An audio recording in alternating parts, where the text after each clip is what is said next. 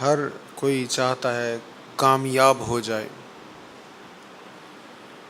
دنیا میں ہر کسی کی کوشش ہے کہ میں کامیابی حاصل کروں.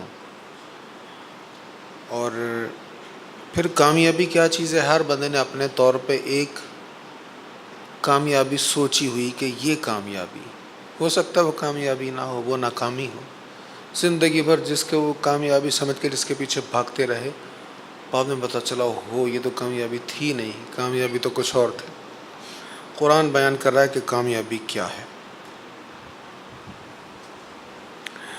قد افلح المؤمنون، یہ 18ویں پارے کا آغاز ہے. بے شک ایمان والوں نے فلاح حاصل کر لی. فلاح، کامیابی بہت چھوٹا لفظ ہے، فلاح میں بہت عموم ہے. ایمان والوں نے فلاح حاصل کر لی. الذین هم فی صلاتهم خاشعون، جو اپنی نمازوں میں خشوع کرتے ہیں. عاجزی، اکڑ نہیں ہے، ادھر ادھر دھیان نہیں ہے، کہیں التفات نہیں ہے، پوری توجہ نماز کی طرف اور عاجزی انکساری کے ساتھ. یعنی کہ کھڑے ہیں، کبھی ادھر خارش ہو رہی، کبھی ادھر خارش ہو رہی، کبھی ایسے کر رہے ہیں، ہاتھ میں کیا آ گیا، کبھی جیب سے موبائل نکالا دیکھ لیا اور کہا دیا بعد الصلاۃ جیب میں ڈالی. یہ خشیت کے خلاف ہے. نماز خاشعون، کامیاب نماز وہ ہے جو خاشعون، جس میں عاجزی، انکساری اور بندہ خود کو نہایت حقیر ترین سمجھے کہ میں اللہ کے حضور حاضر ہوں. والذین هم عن اللغو معرضون، اور جو بیہودہ باتوں سے منہ موڑ لیتے ہیں. بیہودہ باتوں سے منہ موڑنا بڑا ضروری ہے. ہمارے ہاں بڑے بڑے اچھے ذوق والے، بڑے بڑے اچھی سنگتوں صحبتوں والے لوگ بھی بیہودہ باتوں سے اعراض نہیں کرتے. یہ بہت بڑا نقصان ہے. نبی رحمت صلی اللہ تعالیٰ علیہ وآلہ وسلم نے فرمایا کہ کسی مسلمان کے اسلام کا حسن یہ ہے کہ وہ لا یعنی باتوں کو چھوڑ دے. ترکہ ما لا یعنیہ، ہر اس شے کو چھوڑ دے جو اس کے لیے فضول ہے، بے مقصد ہے. یعنی اس کی دنیا کے اعتبار سے جو چیز مفید ہے وہ لا یعنی نہیں ہے، اس کے دین کے اعتبار سے جو چیز مفید ہے وہ لا یعنی نہیں ہے. اس کے علاوہ جو چیزیں ہیں، جو ایکٹیویٹیز ہیں، جو مصروفیات ہیں، وہ سب لا یعنی ہیں. فرمایا اسلام کا حسن، کسی بندے کے اسلام کا حسن یہ ہے کہ وہ بے مقصد باتوں سے کنارہ کش ہو جائے. والذین هم للزکاۃ فاعلون، اور جو اپنا باطن صاف کرتے ہیں. باطن، ظاہر تو ہم سب صاف کرتے ہیں، پتہ ہوتا ہے جانا ہے لوگوں میں، لوگ دیکھیں گے کپڑوں پہ کوئی داغ نہ ہو، کوئی دھبا نہ ہو، لیکن من کی صفائی جو ہے یہ خاص چیز ہے. تو من جو ہے یہ ظاہر سے بھی اچھا ہونا چاہیے. اللہ مجھے اور ہم سب کو اس کی توفیق دے. والذین هم لفروجہم حافظون، اور جو لوگ اپنی شرمگاہوں کی حفاظت کرنے والے ہیں.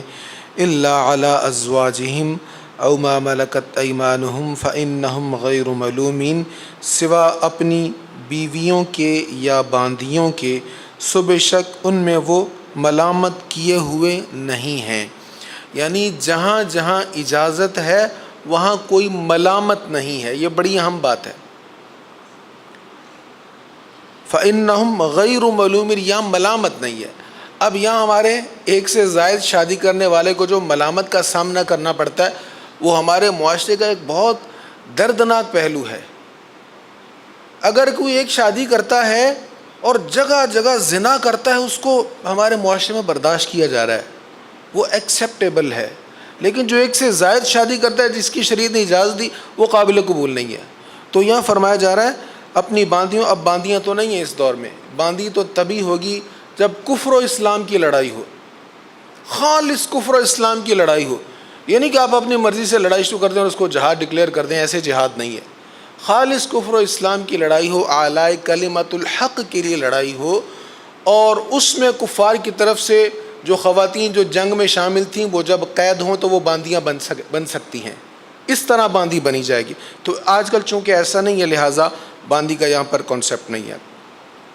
فَمَنِ ابْتَغَىٰ وَرَاءَ ذَٰلِكَ فَأُولَٰئِكَ هُمُ الْعَادُونَ، اور جس نے ان کے علاوہ کسی اور کو طلب کیا سو وہی لوگ اللہ کی حدود سے تجاوز کرنے والے ہیں۔ اب ازواج میں اجازت ہے اور باندیوں میں اجازت ہے، اس کے علاوہ اگر کسی نے کہیں اور اپنی تسکین چاہی، اس نے اللہ کی حد کو توڑا ہے۔ اس کے علاوہ کوئی تیسرا آپشن ہے نہیں ہے، اس کے علاوہ کوئی اور آپشن ہے نہیں ہے۔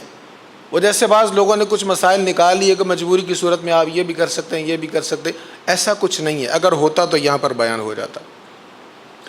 وَالَّذِينَ هُمْ لِأَمَانَاتِهِمْ وَعَهْدِهِمْ رَاعُونَ، اور وہ لوگ جو اپنی امانتوں اور عہد کی پاسداری کرنے والے ہیں۔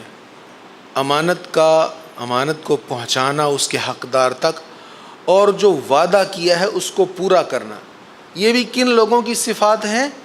فلاح پانے والے لوگوں کی صفات ہیں۔ والذین هم علی صلاتہم یحافظون، اور جو لوگ اپنی نمازوں کی نگہبانی کرنے والے ہیں۔ یہ ساری خوبیاں بیان فرمانے کے بعد فرمایا اولئک هم الوارثون، یہ ہیں وارث، یہ وارث ہیں۔ کس چیز کے وارث ہیں؟ الذین یرثون الفردوس هم فیہا خالدون، جو جنت فردوس کی وراثت پائیں گے، وہ اس میں ہمیشہ رہنے والے ہیں۔ فرمایا یہ خوبیوں والے جو ہیں ان کو میں نے جنت کا وارث بنا دیا ہے۔